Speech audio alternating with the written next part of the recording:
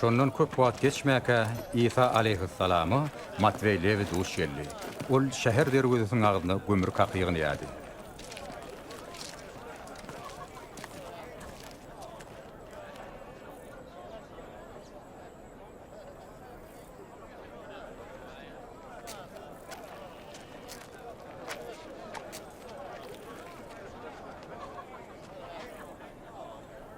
Men girme düş.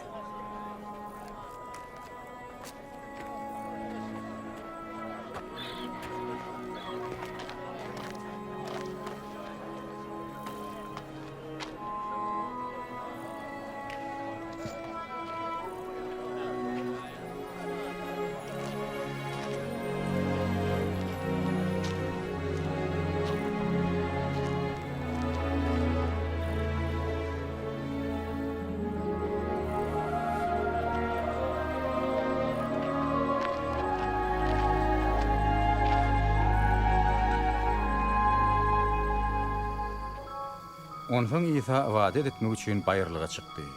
Şo ýerde giýjesini wada edip geçirdi.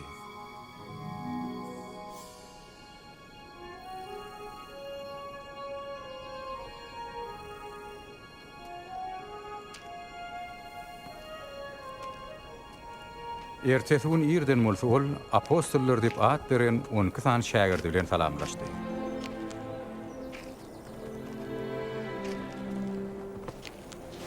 Simon olaňa Piotrym diýe.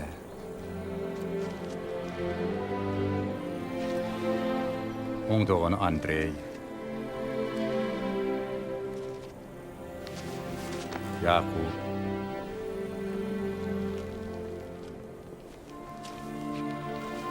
Johan.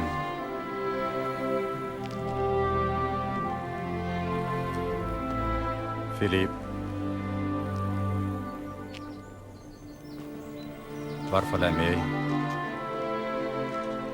Matvey,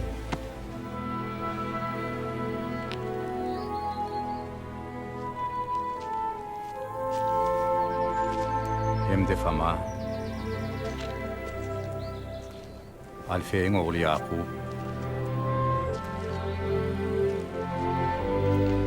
Simon, oňa Zelatan diýerler. Yakub'un doğan Yuda.